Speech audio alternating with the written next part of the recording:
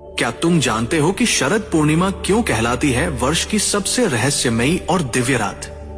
इस दिन का चंद्रमा अपनी 16 कलाओं से पूर्ण होता है और उसकी शीतल चांदनी केवल उजाला ही नहीं बल्कि अमृत की वर्षा करती है। यही कारण है कि इस रात को कोजागरी पूर्णिमा भी कहते हैं, जिसका अर्थ है कौन जाग रहा है, क्योंकि मान्यता है कि देवी लक्ष्मी इस रात पृथ्वी पर भ्रमण करती है और जो भक्त जागकर भक्ति में लीन रहते हैं उन्हें धन और वैभव का आशीर्वाद देती है। यही नहीं, यही वह रात है जब वृंदावन में भगवान श्री कृष्ण ने गोपियों के साथ महारास रचाया था। वह केवल नृत्य नहीं था, वह आत्मा और परमात्मा के शाश्वत मिलन का प्रतीक था।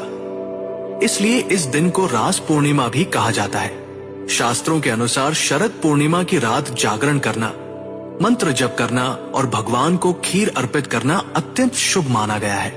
परंपरा है कि इस रात दूध और चावल से बनी खीर को खुले आकाश में रख दिया जाता है। सुबह वह खीर प्रसाद के रूप में ग्रहण की जाती है, जिसे अमृत तुल्य माना गया है। इसके पीछे विज्ञान भी है। वैज्ञानिक कहते हैं कि शरद पूर्णिमा पर चंद्रमा पृथ्वी के सबसे समीप होता है।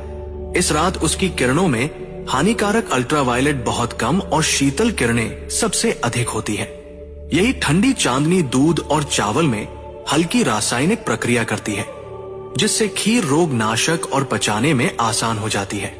आयुर्वेद में इसे रात्रि अमृत कहा गया है। इस समय मौसम भी बदल रहा होता है।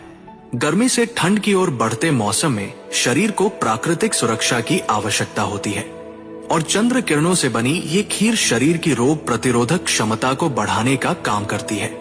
यही नहीं, इस चांदनी में बैठने से दिमाग में सेरोटोनिन हार्मोन का स्तर बढ़ता है, जिससे मन प्रसन्न और तनाव मुक्त हो जाता है।